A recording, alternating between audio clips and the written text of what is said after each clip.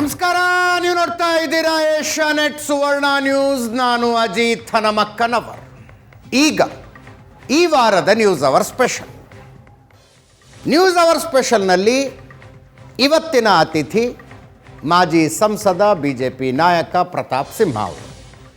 ಪ್ರತಾಪ್ ಸಿಂಹ ಅವರ ಜೊತೆ ಮಾತನಾಡುವುದಕ್ಕೆ ಹಲವು ವಿಷಯಗಳಿದ್ದಾವೆ. ಅವುಗಳ ಪೈಕಿ ಒಂದು 2 ವಾರಗಳ ಹಿಂದೆ ಇಲ್ಲಿ ಕುಳಿತಿದ್ದ ಅತಿಥಿಯೊಬ್ಬರ ಜೊತೆಗಿನ ಜಗಳದ ಬಗ್ಗೆ. ಅದು ಶಾಸಕ ಪ್ರದೀಪ್ ಈಶ್ವರ್. ಅದನ್ನು ಹೊರತುಪಡಿಸಿಯೂ ಅನೇಕ ವಿಷಯಗಳಿದ್ದಾವೆ. ಪ್ರತಾಪ್ ಸಿಂಹ ಅವರನ್ನು ಸ್ವಾಗತಿಸೋಣ. ವೆಲ್ಕಮ್ ಪ್ರತಾಪ್ ಸಿಂಹ ಅವರೇ. Thank you. ಅವ್ರನ್ನ ಪ್ರಶ್ನಿಸೋದಕ್ಕೆ ಅನೇಕರಿದ್ದೀರಿ. ನಿಮ್ಮೆಲ್ಲರೂ ಕೂಡ ಕಾರ್ಯಕ್ರಮಕ್ಕೆ ಸ್ವಾಗತ. ಮತ್ತೊಮ್ಮೆ ಕಾರ್ಯಕ್ರಮಕ್ಕೆ ಸ್ವಾಗತ ಪ್ರತಾಪ್ ಸಿಂಹ ಅವರೇ. ನಿಮಗೇನು ತಂದೆ ತಾಯಿ ಪ್ರತಾಪ್ ಸಿಂಹ ಅಂತ ಹೆಸರಿಟ್ಟಿದ್ದಾರೆ ಅಂದ ಮಾತ್ರಕ್ಕೆ ನೀವು ಯಾವಾಗಲೂ ಖಡ್ಗ ಹಿರ್ಕೊಂಡು ನೀವು ಫೈಟಿಂಗ್ ಮೋಡ್ನಲ್ಲೇ ಇರ್ತೀರಿ ಅಂತ ಒಂದು ಅಭಿಪ್ರಾಯ. ಪ್ರದೀಪ್ ಈಶ್ವರ್ ಜೊತೆಗೆ ಜಗಳ, ಅಲ್ಲಿ ಕ್ಷೇತ್ರದಲ್ಲಿ ಲಕ್ಷ್ಮಣ ಜೊತೆಗೆ ಜಗಳ, ಸಂತೋಷ್ ಲಾಡ್ಗೂ ನಿಮಗೂ ಹತ್ಕೊಂಡಿರುತ್ತೆ, ಪ್ರಿಯಾಂಕ್ ಖರ್ಗೆ ಅವ್ರಿಗೂ ನಿಮಗೂ ಹತ್ಕೊಂಡಿರುತ್ತೆ, ಆವಾಗ ಸಿದ್ದರಾಮಯ್ಯನವ್ರ ಮೇಲೂ ಮುಗಿ ಬೀಳ್ತೀರಿ. ಏನಿದೆ ಈ ಬರೀ ಫೈಟಿಂಗಾ? ನೋಡಿ, 2023ರಲ್ಲಿ ಕಾಂಗ್ರೆಸ್ ಸರ್ಕಾರ 136+1 ಈ ಬೈ ಎಲೆಕ್ಷನಲ್ಲೂ ಸೀಟ್ ಜಾಸ್ತಿ ಆಗಿಬಿಟ್ಟು ಈಗ 138 139 ಬಂದಿದೆ. ಇಷ್ಟು ಸೀಟ್ ಬಂದಿದ್ದಾರೆ.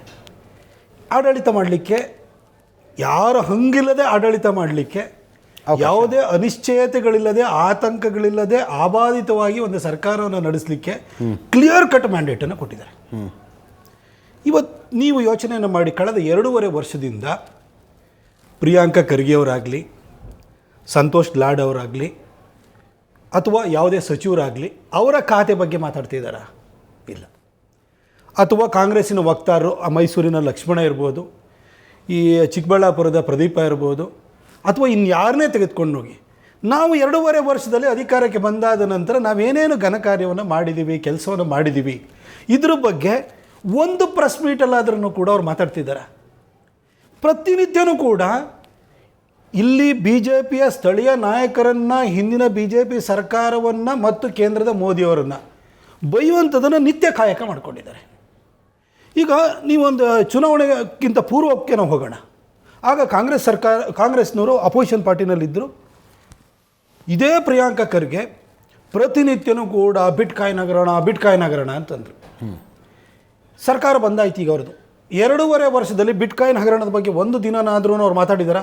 ಆಳಕ್ಕೆ ಹೋಗಿ ಪ್ರಕರಣವನ್ನು ಹೆಕ್ಕಿ ತೆಗಿಬೇಕು. ಅವರು ಮಾಡಲಿಲ್ಲ. 40% ಸರ್ಕಾರ ಅಂತಂದರು. 40% ಸರ್ಕಾರ ಅಂತ ಹೇಳ್ತಿದ್ರಲ್ಲ, ಅದರ ಒಂದು ಸಾಕ್ಷ್ಯಾಧಾರನ ಹುಡುಕೋದಕ್ಕೆ ಅದರ ಆಧಾರದ ಮೇಲೆ ಅಲ್ವಾ ಇವ್ರು ಬಂದಿದ್ದು?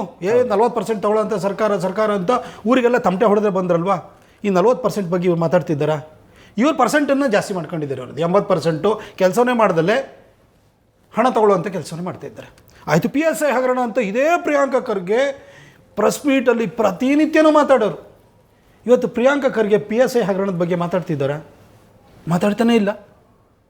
ಆಯಿತು, PCM ಅಂತಂದರು. PCM ಬಗ್ಗೆ ಮಾತಾಡ್ತಿದ್ದಾರಾ? ಇಲ್ಲ.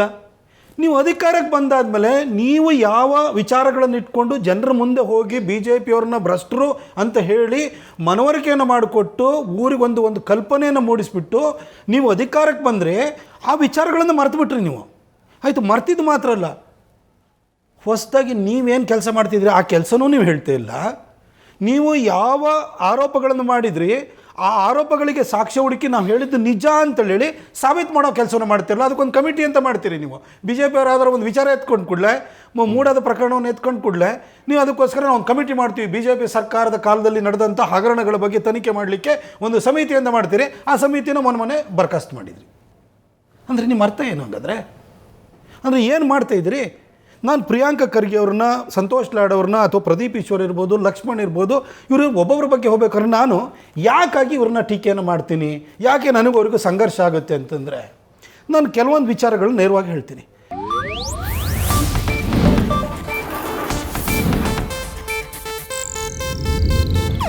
ಇದು ಏಷ್ಯಾನೆಟ್ ನ್ಯೂಸ್ ನೆಟ್ವರ್ಕ್ ಪ್ರಸ್ತುತಿ.